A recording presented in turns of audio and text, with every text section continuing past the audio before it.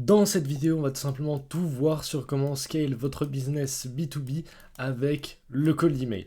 Donc avant de commencer, je vais expliquer les 3 raisons pour lesquelles la plupart des vidéos YouTube qui parlent de ce sujet-là ne vous aident pas. Et en fait, vous regardez des vidéos, mais vous n'avez pas la valeur qui vous permet d'aller à la prochaine étape. Mais avant de voir ça, je vais vous montrer quelques preuves, c'est-à-dire que, en fait, le problème de pas mal de vidéos sur le sujet, c'est que déjà, les formateurs montrent ce qui marchait et pas ce qui marche maintenant. Le formateur, il ressemble à ça. Alors que toi, tu ressembles actuellement à ça, étant donné que, par exemple, tu as que 1000 abonnés, tu as 3 case studies et tu as moins de 1000 messages envoyés. Ce qui fait que quand tu arrives dans l'inbox du prospect, c'est tout de suite beaucoup plus difficile que, par exemple, un formateur, par exemple Iman Gadi, quelqu'un qui est connu sur internet et qui te montre ce qui marchait avant. Parce que s'il fait de la formation actuellement et qu'il n'a pas une agence, qu'il n'a pas un prospect B2B, une offre B2B, il n'a pas vraiment besoin de faire de prospection et donc il ne peut pas tester ce qui marche. Pourquoi moi je suis qualifié pour faire ça? C'est par exemple que moi j'envoie, j'ai 304 comptes email comme il y a marqué ici. J'envoie 25 mails par jour. Par boîte et il y a 22 et c'est 22 jours par mois, ce qui veut dire que j'envoie 167 200 emails par mois pour moi ou pour mes clients. Là par exemple je vous ai noté combien j'ai envoyé pour moi sur un mois. Vous pouvez voir Tom Julien Olympie, donc 30 112 messages envoyés, 43 rendez-vous en un mois, alors que vous voyez j'ai une chaîne YouTube, elle n'a pas énormément d'abonnés. Donc ce que je vous montre marche pour plusieurs raisons. En fait, on va voir toutes ces choses-là, on va voir pas mal de choses, on va voir plus de 7 étapes, donc restez bien avec moi. Mais la première chose qui fait que la différence avec la part des vidéos, c'est que en fait, la plupart des vidéos, étant donné qu'elles durent par exemple 10 minutes, 5 minutes, elles ne montrent que la surface. En fait, vous recevez toujours les mêmes conseils, que ce soit de poster plus, de faire plus de volume, d'améliorer votre offre, mais en fait, personne ne vous montre l'écosystème, entre guillemets, qu'il vous faut pour avoir du succès. Les choses qui vont faire que vous allez avoir du succès, peu importe. Et l'autre problème que moi je vois, c'est que, étant donné qu'ils veulent vous vendre des formations ou montrer que c'est plus facile que ça en a l'air, c'est-à-dire qu'ils vous disent par exemple vous allez pouvoir scaler votre business à 10 000, 50 000, etc.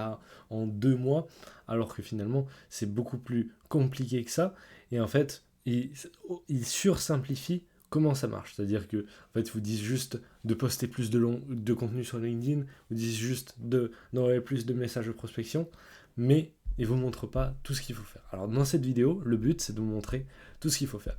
Donc on commence par l'offre, parce que l'offre concrètement c'est la chose qui va vous apporter le plus de résultats. C'est-à-dire que j'ai pu tester des dizaines et des dizaines de fois la différence entre un client qui obtient 5 rendez-vous par mois et un client qui obtient 30 plus rendez-vous par mois, c'est vraiment son offre.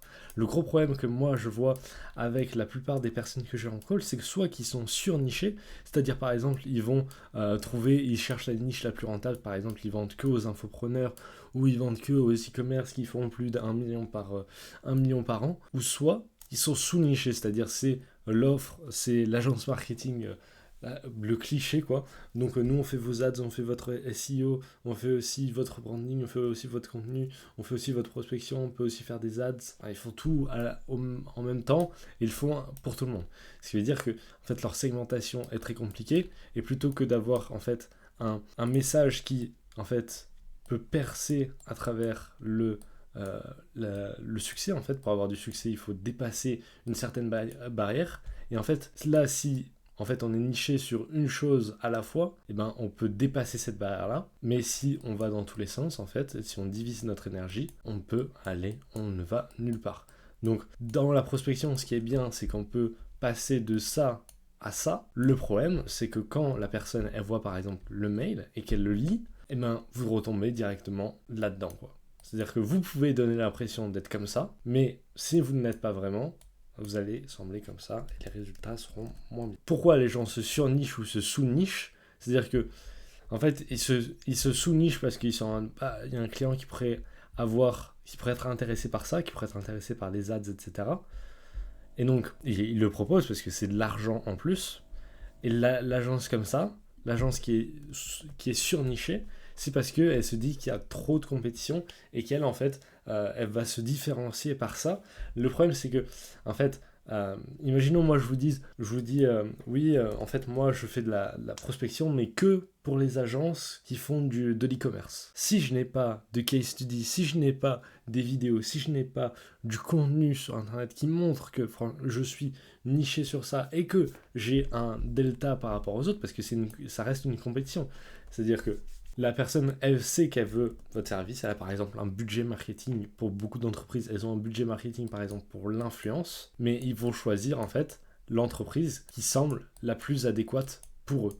La chose que je conseille à la plupart des clients qui sont sous-nichés, c'est en fait de se demander, ok, quel est le produit qui va le mieux marcher, qui est l'intersection entre ce qui marche le mieux en termes de prospection et ce qui marche le mieux pour eux en termes de délivrabilité et en termes de rentabilité, quoi. Il faut se demander, en fait, s'il n'y a pas trop de compétition. S'il y a beaucoup de compétition, ça veut dire que c'est un marché qui marche bien et que c'est un marché intéressant, sauf s'il est surpopulé par des débutants.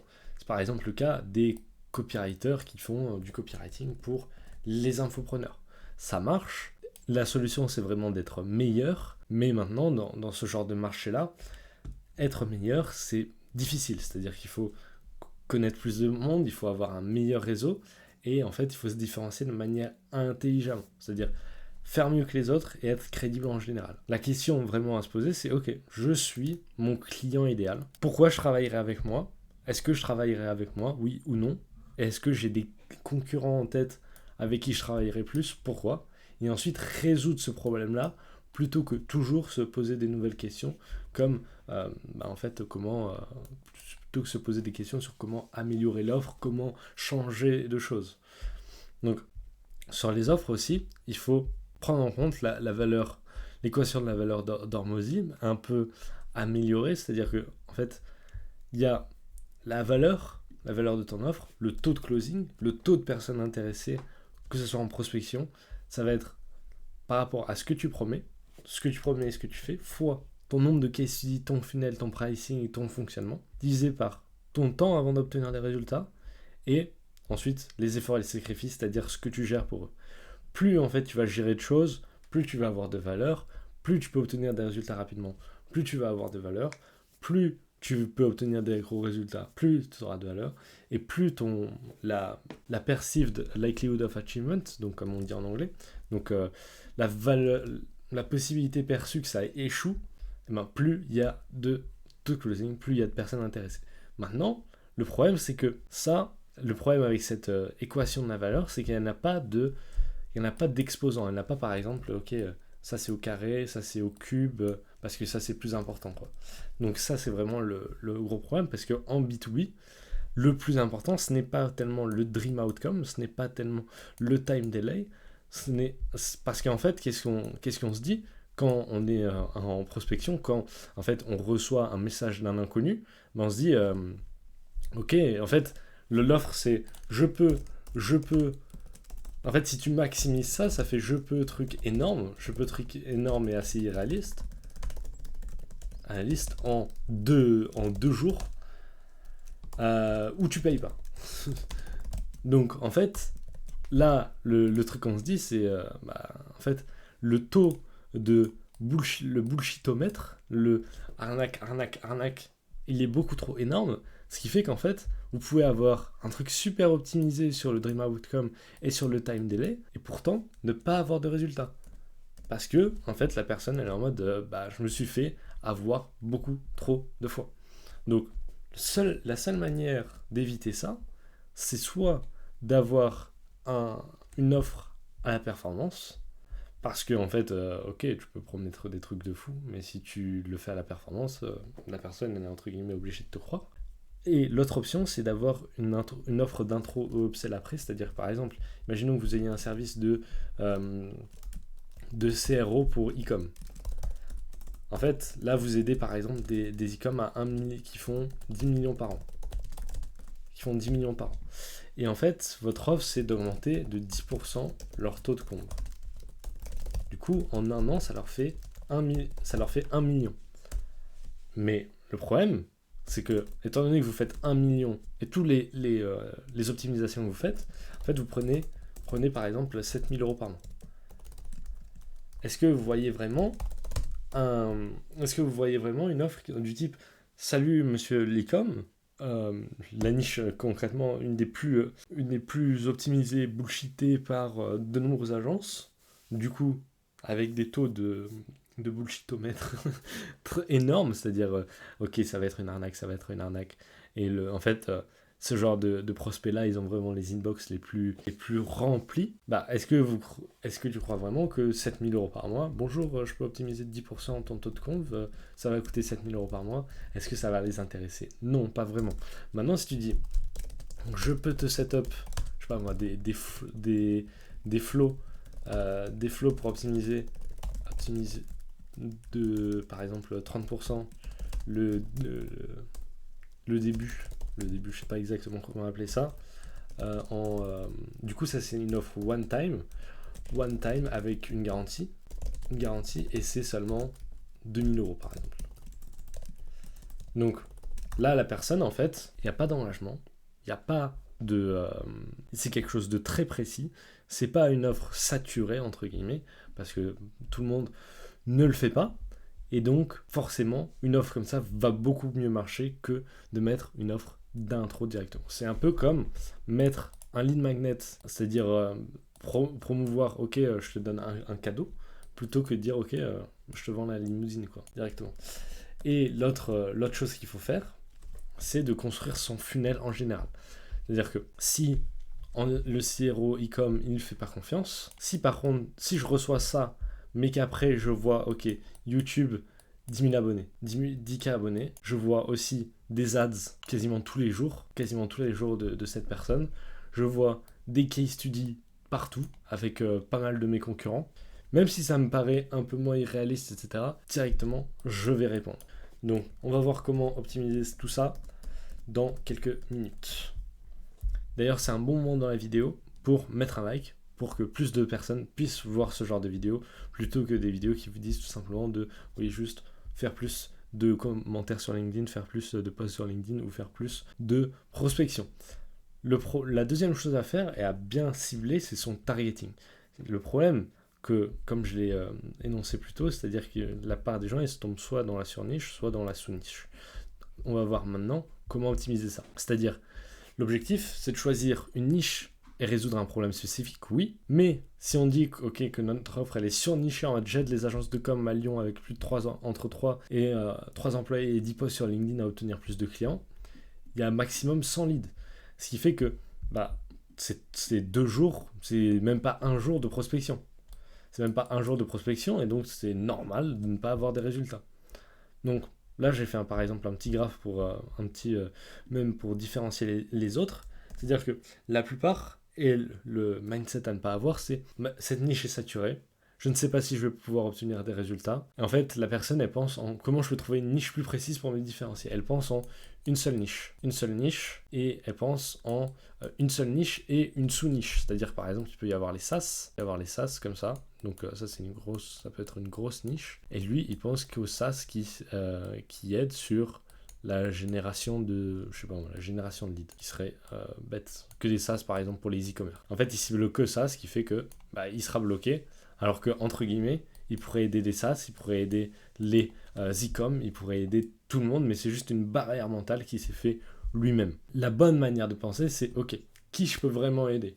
Et comment, et aussi, je peux devenir le meilleur dans toutes les niches, je trouverai un moyen. Parce que entre les deux, entre cette niche-là et cette niche-là, là en France, il y a un potentiel de business à max 20 000 euros par mois d'ici 6 mois. Parce qu'en fait, c'est concrètement taper la même niche 10 000 fois c'est taper une fourmi avec un bazooka, parce que la personne, elle va prospecter 10 000 fois les mêmes personnes.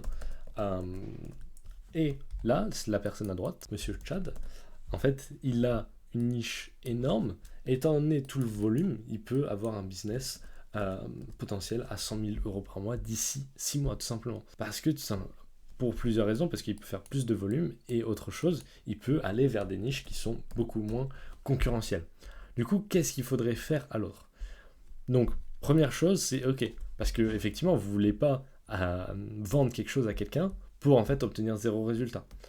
Du coup, ce que vous pouvez faire pour aussi avoir une garantie et limiter le risque pour la personne, pour augmenter vos résultats en call email ou en prospection, c'est de mettre en place des stipulations, c'est-à-dire faire que, en fait, mettre des conditions pour obtenir la garantie qui font que la seule manière d'échouer, c'est que ça soit 100 à 1000% de la faute du client. Par exemple, sur une offre à 1 million de vues en 90 jours garantie, les stipulations seraient de poster un short par jour tous les jours, dans les 3 vidéos, d'envoyer les vidéos dans les 3 jours après avoir reçu des scripts pour qu'il n'y ait pas simplement de délai entre les vidéos et donc de perte de vue. Ensuite, un short par jour pour augmenter le potentiel de shorts qui peuvent faire un home run, quoi. Et ensuite, les poster sur toutes les plateformes pour pouvoir simplement maximiser les résultats. Et la dernière chose, c'est payer l'agence en retard. Donc, c'est des exemples de stipulations qui feraient que, si vous avez de l'expérience, avoir 1 million de vues en 90 jours, c'est tout à fait possible. La chose à faire, c'est de reverse engineer ensuite. C'est-à-dire, plutôt que de demander directement avec quelle niche je vais travailler, se demander, quel est le problème que je résous. Par exemple, moi j'ai marqué obtenir des leads qualifiés. Et comment je les résous? Je fais des créatives et des gestions de Facebook Ads. Donc qui a le problème d'obtenir des leads qualifiés? Quasiment tous les business. Quasiment tous les business, que ce soit B2B ou B2C. En fait, là, il ne faut pas se demander, mais ça ne va pas marcher, je travaille qu'avec les silicones, il faut se demander plutôt, est-ce que j'ai essayé avec ces autres business? Non, je n'ai pas essayé avec ces autres business. Donc, pourquoi je pense ça? Pourquoi je pense qu'avec lui, ça va pas marcher? Il faut avoir des raisons rationnelles, parce que le business, pour réussir un business, il faut être rationnel. Ensuite, deuxième chose, c'est, non, moi, je travaille qu'avec, par exemple, les e-com. Niveau opérationnel, ça va rien changer. C'est-à-dire, à part certaines offres où il faut être très créatif, etc.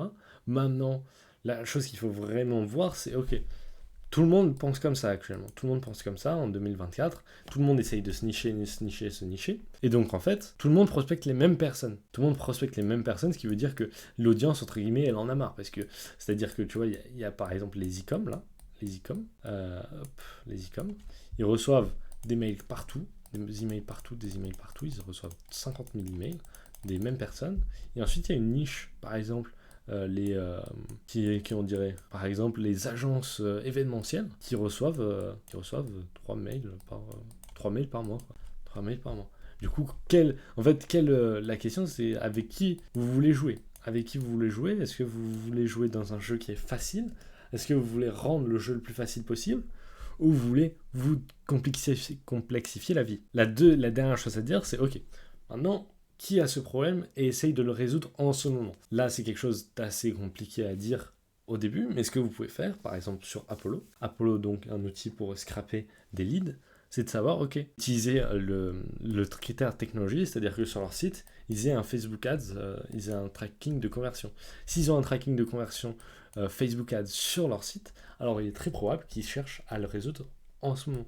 Ce qui veut dire que votre offre et votre prospection marchera beaucoup plus. La deuxième chose que vous pouvez faire, c'est faire un scrapping par tout simplement des personnes qui recrutent, donc des personnes qui recrutent quelqu'un pour leur SDR, qui recrutent quelqu'un pour faire leur communication sur les réseaux, votre offre marchera beaucoup mieux. Donc, la troisième chose à faire et à optimiser, c'est votre process de vente. C'est-à-dire que, en fait, le problème avec la plupart des gens qui font de la prospection, c'est que, comme je l'ai dit plus tôt, ils maximisent que leur offre. Ils ne maximisent pas les bonnes choses. Du coup, par exemple, ils disent je peux t'obtenir 1 million de vues en 90 jours où vous ne payez pas. Le problème, qu'est-ce qu'on fait quand on reçoit ça? Chaque prospect, en fait, il regarde par exemple, c'est Nadia de chez Miro qui m'a envoyé ça. Ça semble intéressant, c'est sûr que j'ai envie d'avoir 1 million de vues. Maintenant, je vais regarder son site. Je vais regarder sur internet. Et là, on voit 0 vidéo YouTube, 100 abonnés sur Twitter, 300 connexions sur LinkedIn, pas de site web. Qu'est-ce qui se dit forcément, ce lead-là? Il se dit, même si votre prospection, en fait, elle est parfaite, il se dit, c'est un débutant, j'ai pas envie de prendre le risque. Donc, il va ignorer. Et en fait, plus le problème avec ça, c'est que, bien évidemment, on peut se dire, non, mais s'il veut vraiment 1 million de vues, il va répondre quand même. Le problème, c'est que les personnes qui vont répondre, la qualité des personnes qui vont répondre, elle va être dégressive. C'est-à-dire que plus vous avez de contenu, elle va être comme ça. Là, en fait, vous allez obtenir que les personnes qui sont, entre guillemets, désespérées. Alors que les personnes qui, en fait, ont un bon réseau, qui ont un business qui marche bien, leur standard pour en fait travailler avec vous, ils dépassent ça, quoi. Ils dépassent ça, et du coup, si vous êtes en dessous, bah, vous n'allez jamais obtenir de bons clients et vous allez vous dire que la prospection ne marche pas. Donc, l'autre chose à éviter, c'est-à-dire que en fait, quand elle reçoit le mail de prospection, il y a plusieurs problèmes. Il y a plusieurs problèmes, c'est-à-dire que c'est un prospect à froid, et même si il répond positivement, etc., il y aura toujours dans son esprit, oui, mais on ne se connaît pas, non, mais je dois vraiment y réfléchir, as-tu des études de cas, est-ce que tu peux pas me faire un truc quasiment gratuit pour que j'ai aucun risque? Et donc, ça, ce n'est pas une fatalité. Ça, on peut vraiment le changer. Par exemple, imaginons là, je fasse la même prospection sur ce personne-là et je dise, ok, je peux vous proposer une heure de consulting à 5 000 euros. Bien évidemment, concrètement, toutes les personnes avec qui je vais envoyer ça vont me dire, bah, d'aller voir chez Plumeau. Alors que si c'est par exemple Alex Hormozy, si c'est Sam Owen, si c'est par exemple Iman Gadzhi, si c'est en fait des personnalités publiques avec simplement des centaines de milliers d'abonnés, bah, il y aura au moins 10% de leur audience, même plus, qui se diront mais c'est tellement pas cher. Je sais qu'Alex Hormozy par exemple, il doit faire 100 millions par mois. Alors forcément en fait, quand vous êtes comme ça, quand vous vous placez comme ces personnes-là, bah, tout est plus simple. Donc je vais vous présenter en fait comment vous pouvez faire ça de manière simple, logique, efficace, parce qu'effectivement, construire et atteindre ce niveau-là, c'est le sujet de beaucoup de vidéos, c'est le sujet de, par exemple, 2-3 ans de travail. Donc moi, je vais vous expliquer ce que vous pouvez faire maintenant pour optimiser tout ça. Donc la première chose à faire, c'est de faire du contenu, que ce soit sur YouTube et LinkedIn. Et la chose qu'il ne faut pas voir, en fait, parce que là, il y a pas mal de gens qui peuvent regarder cette vidéo et qui vont se dire « Ah non, mais ça va être super long, je ne sais pas si je vais avoir des résultats, non, mais moi, je ne sais pas faire, etc. » Donc, deuxième chose. La première chose, c'est que en fait, il faut penser le contenu et LinkedIn et YouTube comme une vitrine, un moyen de conversion. C'est-à-dire que vous ne voulez pas en fait faire du YouTube pour directement faire 1000 vues, 2000 vues, 5000 vues, 10 000 vues. Vous voyez ça comme quelque chose qui va permettre au lead, à votre prospection, de mieux marcher. Que les personnes que votre prospection soit plus naturelle, que vous puissiez faire de meilleures relances, que vous puissiez réactiver vos leads. Deuxième chose, il faut voir ça comme une compétence rentable. C'est-à-dire, si je vous disais, il faut que tu dépenses 1 heure par jour pour en fait obtenir 1 million par an, est-ce que ce serait quelque chose que tu ferais? Oui, moi, dans mon cas, c'est quelque chose que je ferais. Et en fait, le problème, c'est que ces 1 million, ils vont arriver, si tu continues de faire du contenu et que tu le fais bien, le problème, c'est qu'il va arriver plus tard, quoi. Donc, ce que je conseille le plus de faire, c'est déjà de bien setup, que ce soit sur LinkedIn, sur YouTube, sa landing page, je vais en parler plus tard, et en fait, de faire 2 posts par semaine à 1 post par jour. Sur LinkedIn aussi, faire des demandes de connexion ciblées, pour, en fait, que quand ils voient sur votre compte, étant donné que votre nombre de connexions égale votre nombre de followers, si vous avez un gros nombre de connexions, vous aurez un gros nombre de followers, ce qui veut dire plus de preuves sociales, parce que même si c'est bête, une personne avec 3000 abonnés sur LinkedIn sera plus crédible qu'une personne qui a 10 abonnés. Donc maintenant, l'objectif, c'est qu'il y ait aussi des posts pour qu'il n'y ait pas en fait, quelque chose de bizarre et qu'il y ait que juste oui, je suis passé à telle école, oui, je cherche une alternance, et des choses comme ça, quoi. Après, ça dépend de l'âge que vous avez, etc. Mais ça, c'est le cas de beaucoup d'agences et d'entrepreneurs, entre guillemets. Du coup, en fait, 2 posts par semaine à 1 post par jour. 1 post par jour, c'est vraiment si vous voulez pousser le bouchon et que vous avez le temps. Du coup, moi, ce que je vous conseille, c'est de faire du contenu type case study, astuce, value, personal branding. Donc, par exemple, des vidéos interviews, des vidéos détaillées Loom, des vidéos aussi courtes. C'est-à-dire, par exemple, moi, je pourrais faire une vidéo sur j'analyse 3 mails de prospection. Et je dis, en gros, qu'est-ce qui est bien, qu'est-ce qui est pas bien. Si j'étais dans l'e-commerce, je faisais des Facebook ads, je pourrais analyser des créatifs, je pourrais faire une vidéo sur comment j'écris une créative de A à Z, les résultats que ça apporte. Ensuite, je pourrais faire des listes 3 emails qui marchent super bien en e-com, comment obtenir des clients grâce au cold email, et enfin du personal branding pour éviter en fait d'être juste un business, et être plus en fait un individu, parce que tout ça, on peut le copier, entre guillemets, on peut le copier ou essayer de le répliquer, alors que ça, c'est impossible à répliquer. Et en fait, je ne vais pas vous faire un dessin sur ce que c'est la valeur du personal branding, mais ça permet aussi plein de choses, c'est-à-dire que ce qu'on voit en termes de rétention client, c'est que les personnes, elles vous quittent ou elles vous quitteront moins en fonction de sa relation avec vous. C'est-à-dire si elle vous kiffe, elle va moins vous quitter. Et deuxième chose, même si votre service est mauvais, donc bien évidemment ce que je ne conseille pas, s'il a passé une super expérience avec vous, il ne va pas demander un remboursement. Et autre chose aussi, histoire assez intéressante, c'est qu'il y avait par exemple un patient de médecin, et en gros, le médecin, il a fait n'importe quoi, il a fait une erreur médicale. Donc là, le patient, bien évidemment, elle poursuit en justice la personne. Et elle est vraiment, forcément, bien énervée par rapport à ça. La personne qui, en fait, fait cette chose-là, qui dit, ok, non, mais en fait, c'est pas ce docteur-là qui a fait cette erreur médicale, c'est lui. Et la personne, vraiment, elle s'est arrêtée, elle a dit, ah non, mais Jessica, je la connais, non mais laissez tomber, c'est pas grave. Optimisez votre personal branding et sur YouTube, faites une vidéo par semaine ou sinon faites un petit cramming, c'est-à-dire que vous essayez de positionner.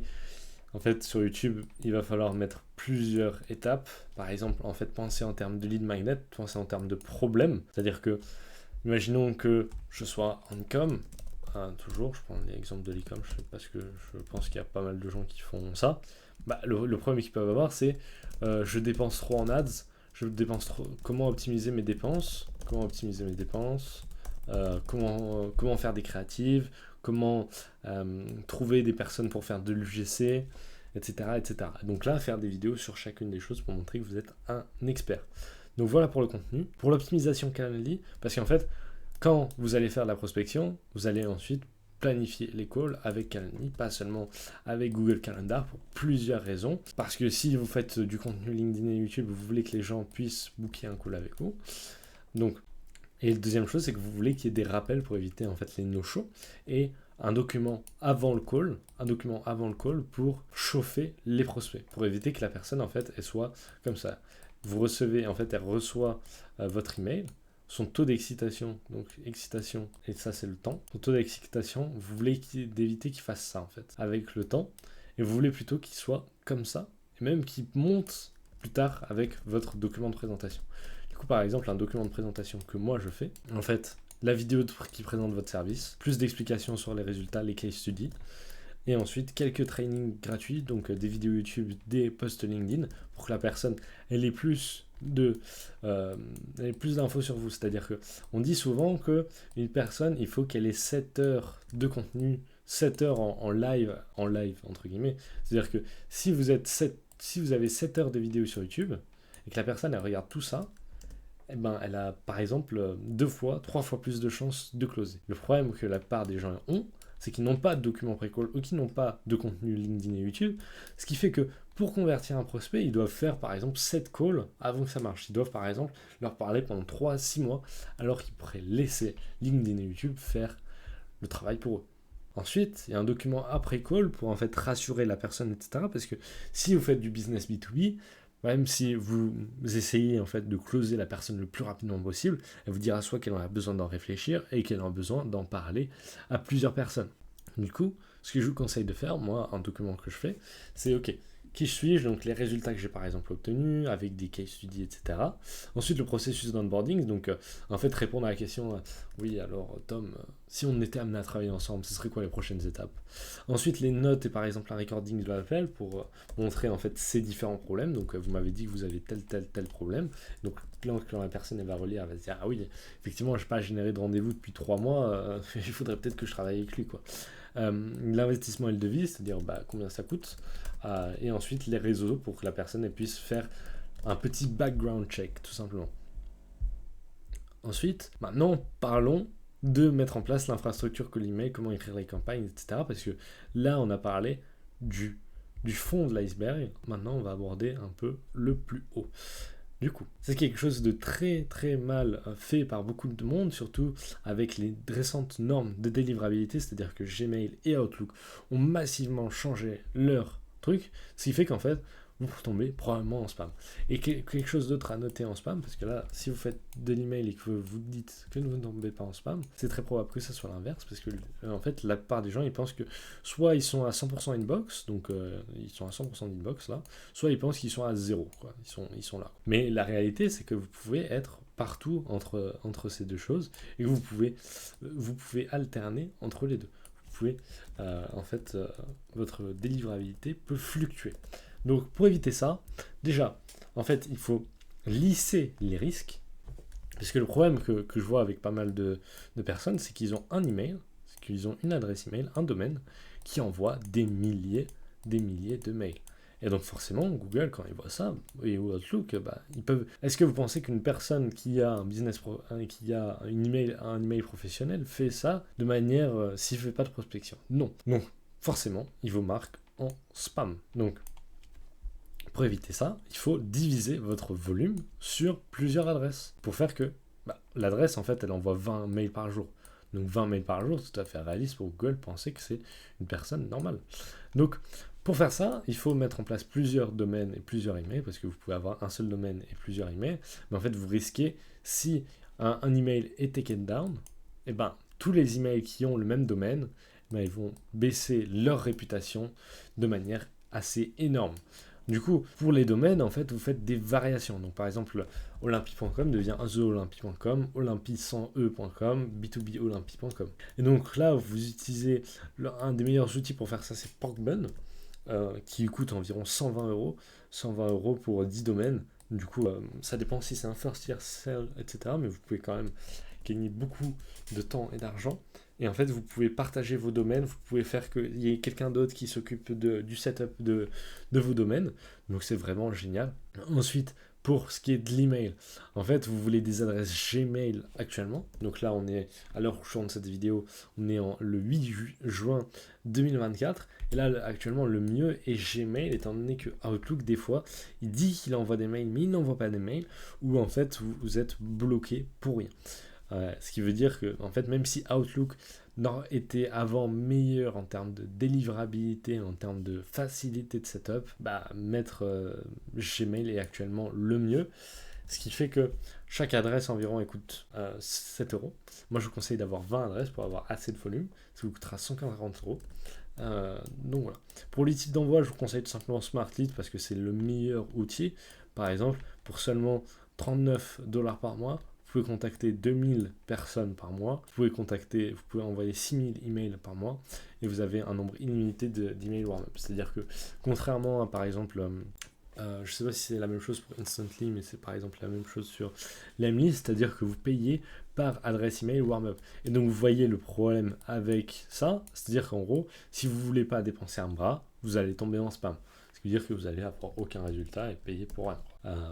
Donc concrètement, il y a tout, littéralement tout en un, c'est-à-dire que vous pouvez avoir l'email warm-up, un nombre illimité de comptes, des IP adresses dynamiques pour éviter que Google fasse passer en spam, des séquences dynamiques, c'est-à-dire s'il a ouvert, je peux faire ça, des stats tout le temps, et un support en 24 heures, un support vraiment génial, un CRM personnalisé, vraiment, et il y a un master inbox aussi, ce qui veut dire que en fait tu peux répondre à tout le monde de manière très simple, c'est-à-dire plutôt, en fait si tu as 20 adresses, si tu as par exemple celle-là, si tu voulais répondre à tout le monde, il faudrait que tu te connectes à chacune de manière manuelle, ce qui est beaucoup trop long. Et donc pour éviter ça, tu as une adresse principale qui prend les mails de tout le monde. Donc vraiment génial. Du coup maintenant, comment en fait écrire ces campagnes? Donc on va avoir plus de 4 étapes.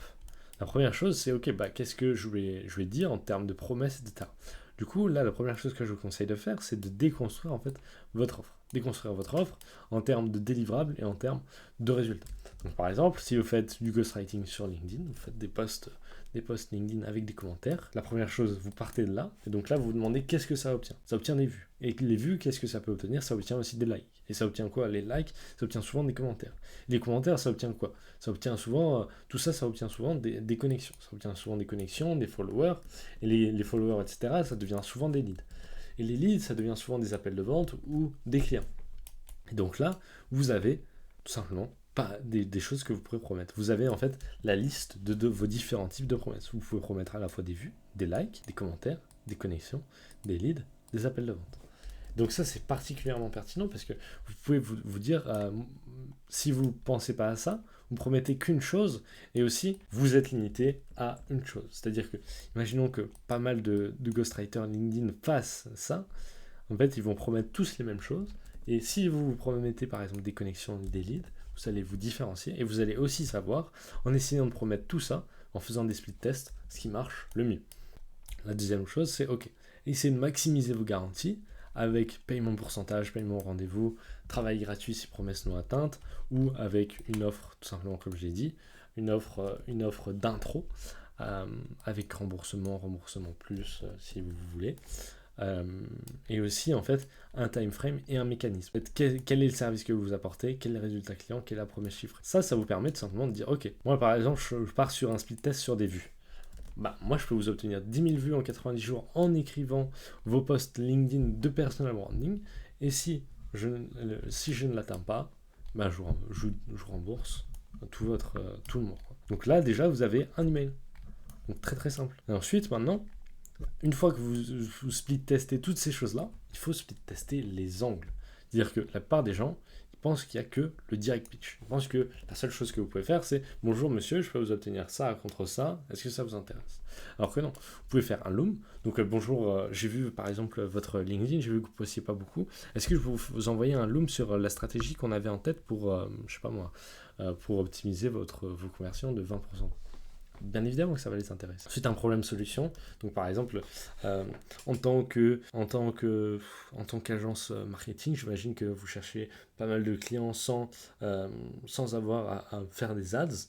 Donc, moi, je peux faire votre contenu pour que vous puissiez convertir entre 2 à 5 nouveaux clients tous les mois. Est-ce que ça vous intéresser ? Lead magnet, en fait, c'est bonjour monsieur, je viens de vous créer un template, un template, un SOP général pour en fait avoir des idées de contenu pour tout le mois. Est-ce que ça pourrait vous intéresser pour obtenir des nouveaux clients? Deuxième chose, c'est ok, bonjour monsieur, j'ai aidé Yomi Denzel par exemple à passer de 500 abonnés à 10 000 abonnés en 2 mois. Est-ce que ça pourrait vous intéresser de savoir ce que je pourrais faire pour vous, quoi. Donc là, vous testez ces différents angles-là. Vous faites 4 split tests. Vous faites 4 split tests pour le premier email. Pourquoi 4 et pas plus? Parce que sinon, en fait, si vous faites plus, vous n'aurez pas assez de data, simplement d'évidence pour, en fait, passer au niveau supérieur. C'est-à-dire que si vous faites, par exemple, 10 split tests, mais que vous avez que 1000 contacts, et qu'il y a donc que, par exemple, du coup, 10 000 divisé par 10, ça fait 100. S'il n'y a que 100 leads par truc, vous ne savez pas si, en fait, vous avez de la chance ou si vraiment, en fait, les prospects préfèrent cette... Donc, maintenant, sur le deuxième, c'est la même chose, sauf que, en fait, le premier mail a beaucoup plus d'impact que le deuxième. Il aura beaucoup plus de taux de réponse, il aura beaucoup plus de résultats que le deuxième. Et donc, ce qui est conseillé, c'est d'en faire 2. Parce que aussi, il faut garder en tête que c'est quelque chose qui est censé être logique. C'est-à-dire que si vous testez un speed test comme ça là, mais que vous faites quelque chose de totalement différent ici, ça peut être compliqué, quoi. Donc là, vous faites un email 1 et ensuite un email 2 dans les 5 jours. Pourquoi que je vous parle que de 2 emails? Parce qu'en fait, ça dépend de votre target market, mais 90% des réponses positives arrivent lors des 2 premiers emails. Alors pourquoi en fait taper toujours les mêmes personnes pour risquer de tomber en spam alors que vous pouvez parler aux mêmes personnes, quoi. La dernière chose à faire, c'est ajouter de la spin tax. C'est-à-dire que en fait, plutôt que d'avoir votre email du coup le normal, quoi, je peux faire ça, je suis tombé avec votre intro, votre proposition de valeur et votre hook et votre CTA. Là, vous avez des variations à l'intérieur de l'email. Par exemple, là, vous avez des variations sur Smart Lead, mais en fait, ce que ça fait, c'est que plutôt que de recevoir le même mail, tous les leads reçoivent le même mail, chaque lead, entre guillemets, aura un email différent.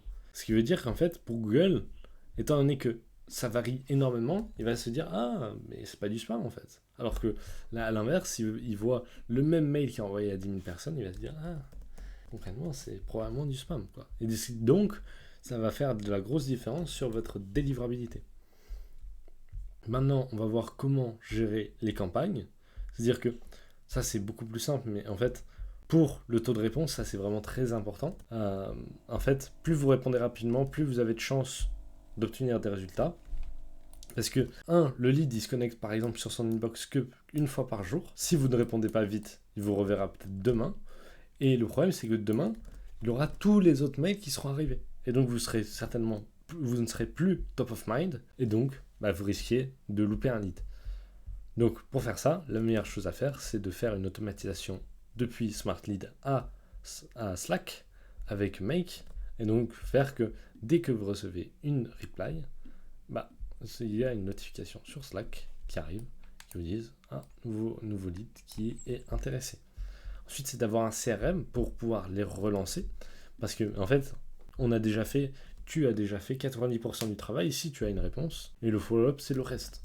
La personne a montré de l'intérêt. Donc, si tu ne fais pas ça, tu perds beaucoup d'argent pour rien. Et donc, la meilleure manière de relancer, pour automatiser, pour éviter de passer tout son temps à faire ça, c'est de créer des subsequences. C'est-à-dire, en fait, automatiser ça. C'est-à-dire que là, les séquences, elles sont automatiques. Il y a par exemple l'email 1 et l'email 2 qui s'envoient à des milliers de leads. Et en fait, la subsequence, elle fait la même chose, mais sauf que pour les leads qui ont répondu. Donc ça permet de gagner beaucoup plus de temps. La dernière chose à faire, c'est d'optimiser le tout. Au bout d'un mois, un mois et demi, quand il y aura assez de leads, il faudra optimiser les scripts et les targeting en fonction de ce qui a le mieux fonctionné pour en fait toujours obtenir des meilleurs résultats. Toujours trouver quelque chose qui a des bons résultats et obtenir en fait un système qui est super régulier. C'est-à-dire que vous évitez en fait le problème de pas mal d'entreprises B2B qui est d'avoir une acquisition qui ressemble à ça. Ensuite, bien évidemment, il faut ajouter de nouveaux leads, c'est-à-dire augmenter le volume. Augmenter le volume si vous avez quelque chose qui marche bien, c'est-à-dire que la manière la plus simple de passer de 20 à 40 rendez-vous, ce n'est pas de faire des optimisations de malade sur votre script targeting, etc., mais c'est de doubler votre volume. En gardant en tête que plus vous optimisez plus vous envoyez de volume, plus vos résultats vont ressembler à une courbe en cloche. C'est-à-dire que, en fait, il va y avoir pas mal de choses qui vont peut-être break, etc. ici, ce qui fait que vous n'êtes pas, en fait, quand vous optimisez le volume, il ne faut pas vous attendre à toujours être sur quelque chose de linéaire. Même si, en fait, étant donné que vous pouvez optimiser beaucoup plus, il est possible que vous soyez dans quelque chose aussi comme ça, quoi. Maintenant, la dernière chose à faire, c'est de continuer à améliorer vos systèmes et à construire le plus de leverage que possible. Donc, faire qu'une action, c'est-à-dire que par exemple, écrire un cold email, c'est un leverage 0. Mais maintenant, écrire un cold email que vous allez envoyer à 1000 prospects, c'est un leverage par exemple 10. L'objectif, c'est de construire des systèmes pour faciliter tout. Donc, c'est par exemple du contenu, écrire des systèmes de training, etc. Et par exemple faire de l'IA, etc. Donc si vous voulez en fait de voir plus de vidéos comme ça, je vous conseille de vous abonner. Et autre chose, je vous conseille en fait, là si vous avez une entreprise B2B et que vous voyez en quoi je peux vous aider, que vous n'avez pas le temps d'optimiser en fait toute votre prospection, je peux vous garantir d'obtenir 5 prochains clients d'ici les 3 prochains mois avec une offre à la performance, donc au cold email. Je vais gérer en fait tout votre système de cold email et vous allez avoir la chance de m'avoir en consulting aussi. Donc, si vous êtes qualifié, si vous avez un business générant plus de 5 000 € par mois, vous pouvez aller voir ici. Sinon, je vous conseille de vous abonner et vous allez très vite atteindre ce stade-là. C'était Tom et puis ciao ciao.